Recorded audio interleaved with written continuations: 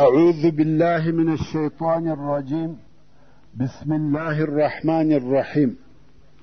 إن الحمد لله نحمده ونستعينه ونستغفره ونعوذ بالله من شرور أنفسنا وسيئات أعمالنا. من يهده الله فلا مضل له ومن يضلل فلا هادي له، وأشهد أن لا إله إلا الله وحده لا شريك له، وأشهد أن محمدا عبده ورسوله صلى الله عليه وآله وسلم تسليما كثيرا. أما بعد، د سرور کائنات صلی الله علیه و آله وسلم ژوند. محترم ورونو، زموږ قصه دې ځای ته رارسېدلې وه. رسول الله صلی الله علیه وسلم امر وکړي چې په منجنیق د دیواله یو ځای ولي، یعنی په ټولو ډبرو د دیواله یوه حصه ولي، ځکه هغه حصه ضعیفه کیږي او نړیږي. نو مسلمانانو هم د ډبرو ټول ویشتل پر یوه ځای کول، د دې دپاره چې په دغه ویشتلو دیوال ونړیږي، او نور مسلمانان بیا د بله طرفه پر هغه لویو زینو چې د باب ورته ویل کېده پر قلا حملې کوي او ورنږدې کیږي. یهود یې په غوښو او ډبرو ولي، خو د هغه څرمنو په واسطه مسلمانان ساتلي دي. په اورو یې ولي، هغه بیا څرمنې لنډې دي، اور نه اخلي. یهود په بیره کې دي، د یوه طرفه دیوال په ډبرو ویشتل کیږي او هغه دیوال کرار نړیږي، او د بله طرفه مسلمانان په هغه دباباتو حملې پر کوي او کرار قلا ته ورنږدې کیږي. یهود بیا هم کوشش کوي چې دفاع وکړي، خو په آخر کې مسئله تر دفاع تیره سوه او د تیښتې په فکر کې سوه، او هلته مسلمانانو د قلا د دیواله یو ځای ونړاوه او تر هغه ځای په قلا ورننوته. هلته دننه په قلا کې د مسلمانانو او یهودو په مابین کې شدید جنگ شروع سو، ځکه یهودو د دغې قلا څخه و نورو قلاو ته د تیښتې لار نه درلوده، نو خود یې د جنگ لار اختیار کړه. د جنگ په نتیجه کې یهودو بده ماته وخوړه. هغه کسان چې وژل کېده ووژل سوه، او هغه کسان چې تښتېدلی سوای وتښتېده. ښځې او کوچنیان یې و مسلمانانو ته ورپرېښول. د دغه قلا په فتحه کولو سره د خیبر اوله نیمه حصه چې د نطاق او شق حصه وه پوره فتحه سوه. که څه هم په دغه منطقه کې هلته نورې کوچنۍ قلاوې وې، مګر د هغه قلاو اوسېدونکو چې د دغه لوی او محکمې قلا فتحه کېده ولیده، هغه نورې قلاوې یې خالي کړې او د خیبر د ښار و دوهمې حصې ته چې کتیبه وه وتښتېده. ښه، اوس خو نو د نظار قلا هم فتحه سوه. د یهودو ټوله ښځې او کوچنیان مسلمانانو بندیان ونیول، او په قلا کې موجود شیان ټول مسلمانانو په غنیمت واخیسته. هغه نر یهود چې وتښتېده اکثره یې د کتیبه و منطقې ته ولاړه. دلته نو رسول الله صلی الله علیه وسلم وفرمایل دا د خیبر د قلاو څخه آخري قلا ده چې جنگ پکښې وسو، یعنی پس له دې څخه یهود جنگ نه کوي. د یهودو ټوله ښځې بندیانې ونیول سوې، چې بیا په وروسته کې د کنانه ابن ابیالحقیق تر وژلو وروسته د ده ښځه چې صفیه بنت حیی ابن اخطب وه هم د بندیانو په جمله کې شامله سوه، او د پوره خیبر تر فتحه کولو وروسته پر مسلمانانو وویشل سوې، چې د دغه ښځو څخه د رسول الله صلی الله علیه وسلم حصه صفیه بنت حیی ابن اخطب وه. هغه حیی ابن اخطب چې په بني قریظه کې حلال کړه سو، او قصه مو د مخه درته بیان کړې ده. دغه صفیه د کنانه ابن ابیالحقیق ښځه وه چې د خیبر پاچا و، او هغه هم په وروسته کې ووژل سو او ښځه یې بندي ونیول سو. مګر د مخه تر دې چې د یهودو ښځې پر مسلمانانو وویشل سي، دحیة الکلبي رضی الله تعالی عنه و رسول الله صلی الله علیه و آله وسلم ته ورغلی، ویل یا رسول الله د بندیانو ښځو څخه یوه منځه ماته راکړه. رسول الله صلی الله علیه وسلم ورته وویل ورسه یوه واخله. دی چې ورغلی دغه صفیه د حیی لور یې واخیسته، خو بیا یوه د اصحاب کرامو څخه و رسول الله صلی الله علیه وسلم ته وویل چې یا رسول الله دغه صفیه د یوه پاچا لور او د بل پاچا ښځه ده، د بني قریظه او بني النظیر بیبي ده، او تا و دحیة الکلبي ته ورکړه. دا بې له دې څخه چې ستا منځه وي د بل چا سره نه ښایي، نو یې دحیة الکلبي د دې سره راوغوښتی، هغه هم راغلی. رسول الله صلی الله علیه وسلم ورته وویل چې بې له دې څخه بله منځه واخله. څرنګه چې د صفیې درجه او مقام لوړ وه، نو رسول الله صلی الله علیه وسلم ورته وویل ته حره او آزاده یې. او دې فورا وویل اشهد ان لا اله الا الله وانک رسول الله. رسول الله صلی الله علیه وسلم په تعجب کې سو چې څنګه ژر اسلام قبول کړي. د یهودو څخه اول نفر دی چې مسلمانېږي. نو ویل څنګه ژر مسلمانه سوې؟ دې رضی الله تعالی عنها ویل کم وخت چې تا مدینې منورې ته هجرت وکړي، نو زما پلار حیی ابن اخطب او زما اکا ابو یاسر ابن اخطب در ووتل چې تا وویني. ورونو دغه قصه مې د هجرت په شروع کې مفصله درته بیان کړې ده، انشاء الله په یاد کې به مو پاته وي. نو ویل زما پلار او زما اکا ستا د لیدلو دپاره در ووتل. کم وخت چې بیرته کور ته راغله او زه کوچنی وم، خو د دوی خبرې مې اورېدې. نو مې پلار زما د اکا څخه پوښتنه وکړه چې آیا هغه دی؟ اکا مې ویل هو. بیا مې پلار ورته ویل دا هغه نبي دی چې زموږ سره یې په تورات کې بیان سته؟ اکا مې ویل هو. بیا مې پلار ورته ویل تا یې ټوله علامې ولیدې او ودې پېژندې؟ اکا مې ویل هو. د یهودو په رب قسم چې هغه نبي دی. پلار مې ورته ویل نو څه نیت دی؟ اکا مې ورته ویل تر څو چې ژوندی یم دښمني به ورسره کوم. نو صفیې رضی الله تعالی عنها وویل د هغه وخت څخه مې اسلام په زړه کې و. زه هغه وخت پوه سوم چې ته نبي یې، ځکه پلار او اکا مې دواړو شاهدي ادا کول چې ته نبي یې. او اوس چې موقع برابره سوه مسلمانه سوم. کم وخت چې رسول الله صلی الله علیه وسلم د دې ایمان او صداقت ولیده، نو یې په نکاح کړه او صفیه رضی الله تعالی عنها ام المؤمنین وګرځېده. خو دغه د نکاح په شپه رسول الله صلی الله علیه وسلم د دې پر مخ یوه شنه لکه ولیده. نو یې پوښتنه ځینې وکړه چې دغه شین داغ د څه شي دی؟ دې ویل یا رسول الله و خیبر ته ستا تر راتګ د مخه ما خوب لیدی لکه سپوږمۍ چې د خپله ځایه څخه ایسته سي او زما په غېږ کې ولویږي. او په والله ستا په باره کې ما هېڅ فکر نه و کړی او نه مې په یاد وې. نو ما دغه خپل خوب و خپل خاوند ته ووایه. هغه پر مخ ټینګه چپلاخه راسره کړه او ویل ته هغه پاچا غواړې چې په مدینه کې دی؟ دا د هغې چپلاخې داغ او لکه ده. خیر رسول الله صلی الله علیه وسلم دا په نکاح کړه او ام المؤمنین وګرځېده. مګر د رسول الله صلی الله علیه وسلم نورو ازواجو مطهراتو چې د دې درجه او مقام جمال او کمال لیده، نو بیا کله کله په خبرو ظاهرول. کم وخت چې بیا غوښته چې ودې رضی الله تعالی عنها ته تکلیف ورکړي، نو بیا ورنارې کړه یا بنت یهودي، یعنی ای د یهودي لورې. سبحان الله، دا د بونو طبیعت دی، بلکې د بشر طبیعت دی او بشر عاجزه دی. نو صفیې رضی الله عنها به ژړل. خو یوه ورځ رسول الله صلی الله علیه وسلم راغلی او دا رضی الله تعالی عنها ژاړي. رسول الله صلی الله علیه و آله وسلم پوښتنه ځینې وکړه چې ولې ژاړې؟ دی ویل یا رسول الله ستا ښځې و ما ته وایي د یهودي لورې. مګر حیی ابن اخطب چې د صفیې رضی الله تعالی عنها پلار و، د هارون علیه السلام د اولادې څخه و. نو رسول الله صلی الله علیه وسلم ورته وویل که بل وار دغه خبره درته وکړه، نو ته ورته ووایه پلار مې هارون علیه السلام او اکا مې موسی علیه السلام دي. آیا په تاسې کې څوک داسې پلار او اکا لري؟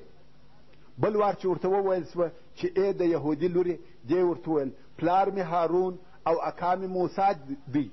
په تاسې کې څوک شته چې پلار یې نبي او اکا یې نبي وي؟ نو دوی بې جوابه او پټه خوله سوې.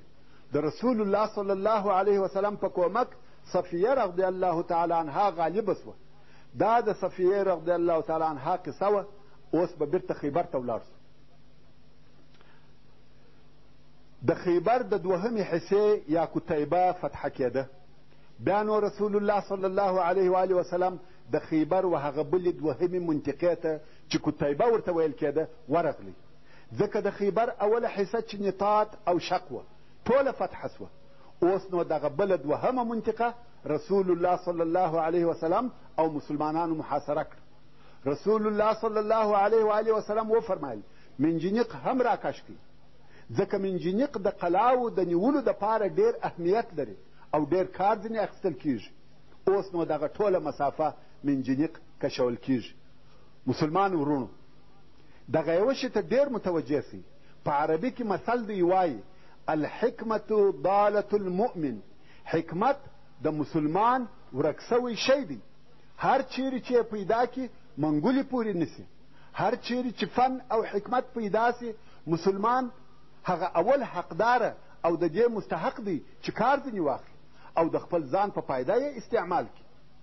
عربو منجنیق نه پېژندی، خو کم وخت چې په لاس ورغلی فورا یې د هغه په استعمالولو شروع وکړه.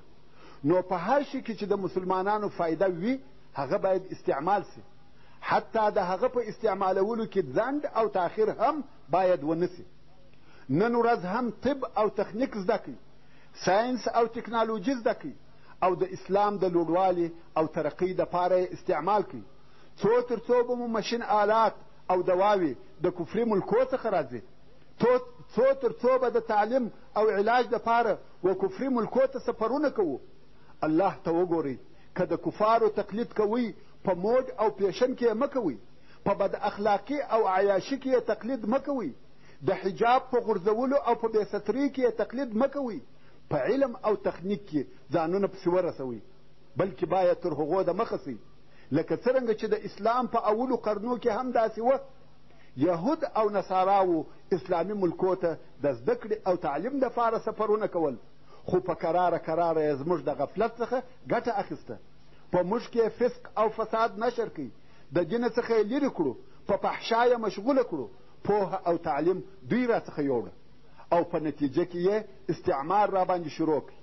اوس هم فرصه او موقع سته. د غفلت د خوبه راویښ سئ، د خپلو نوي نسلو و اصلاح کولو ته متوجه سئ، د تاریخ د بدنامیو او الهي عذابو څخه وبېرېږئ. نو مسلمانانو د خیبر و هغه بلې حصې ته منجنیق وروستی او د یهودو قلا یې محاصره کړه. خو یهود یې د قلا څخه په غوښې ولي او د قلا څخه نه راوځي. رسول الله صلی الله علیه وسلم هغه غنیمتونه ویشل چې د نظار د قلا څخه مسلمانانو ته په لاس ورغلي وه. په دغه وخت کې یو صحرایي عرب و رسول الله صلی الله علیه وسلم ته راغلی او مسلمان سو.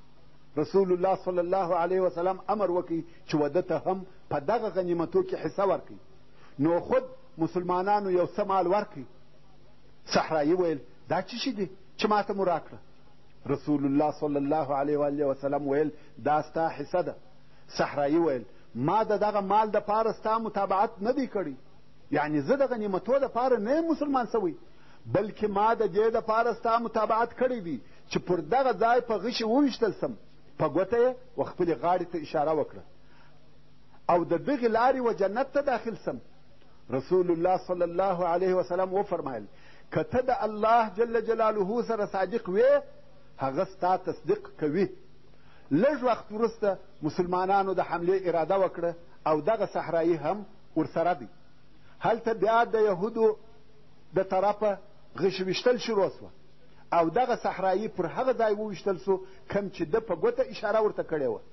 د الله جل جلاله قدرت دی، پس له څو لحظو څخه د ده د مسلمانېدو پر هغه ځای په غشي وویشتل سو کم چې ده اشاره ورته کړې وه او شهید سو.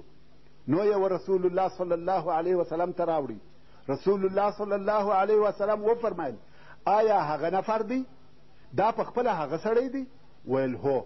رسول الله صلی الله علیه وسلم و هغه ځای ته وکتل چې دغه صحرایي اشاره ورته کړې وه، په خپله په هغه ځای کې غشی بند و.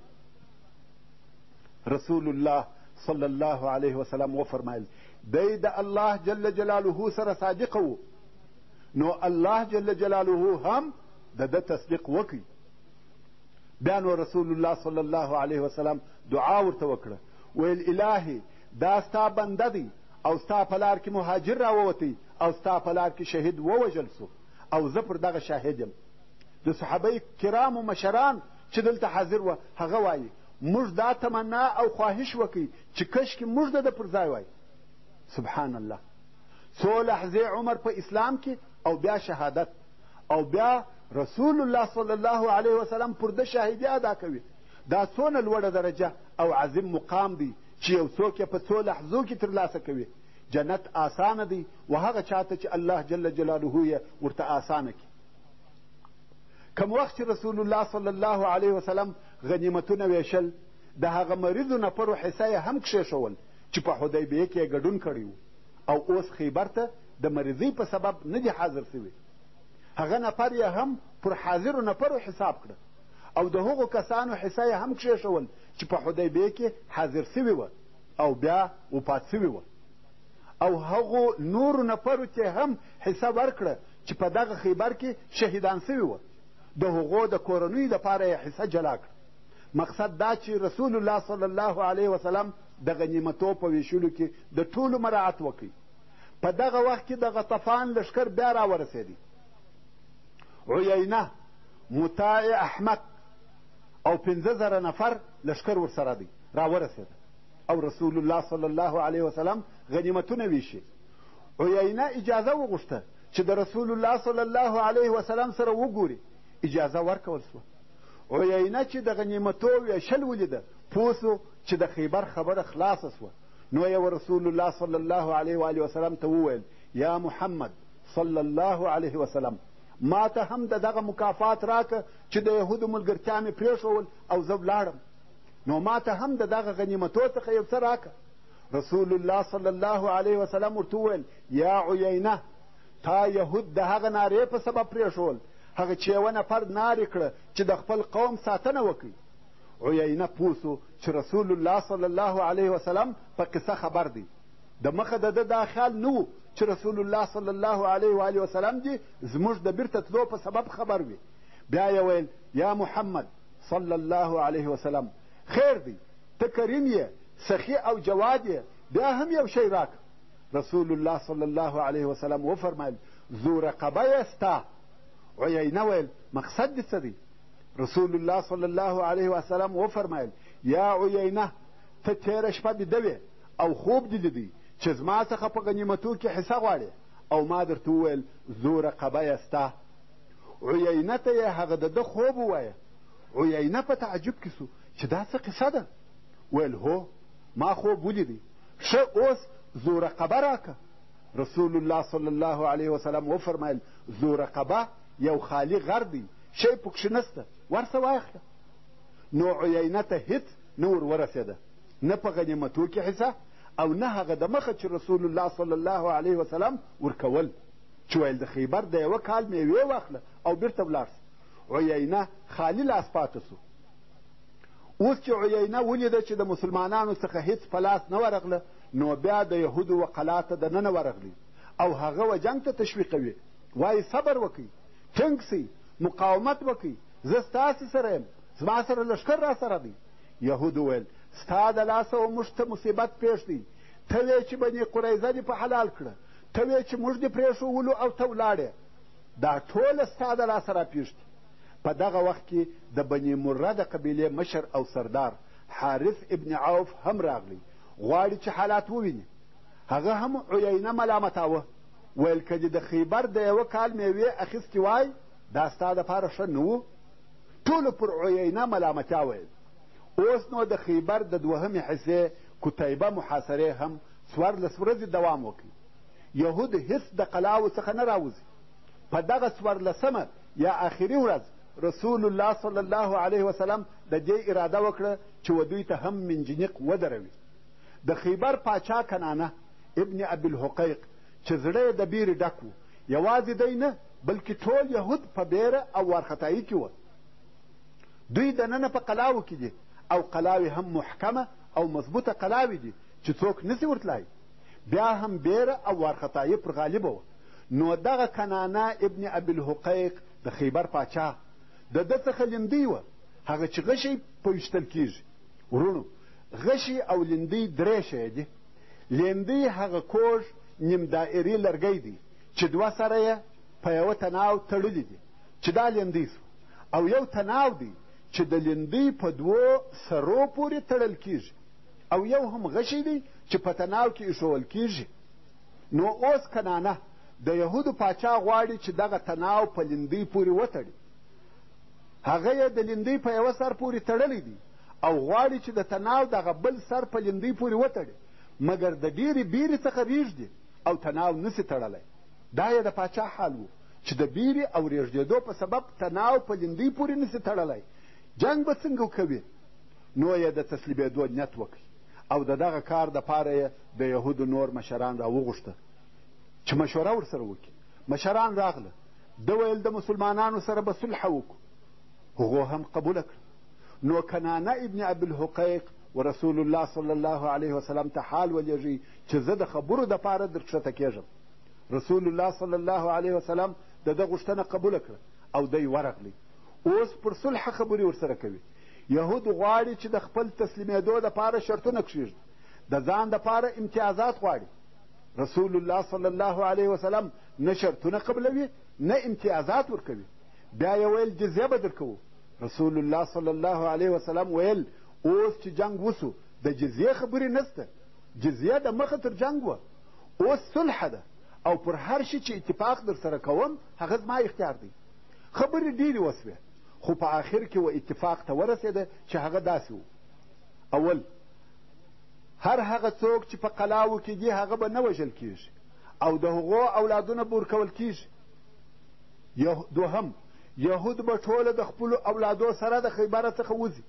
دریم، خپله اسلحه او مالونه به ټول پرېږدي، خاصتا سره او سپین زر به ټول پرېږدي، چې دغه شرط د یهودو دپاره تر ټولو شرطو سخت او مشکل و چې سره او سپین زر به هېڅ نه وړي، یعنې بې له اسلحې او زرو څخه کم شی چې ورسره وړلی سي یودی سي.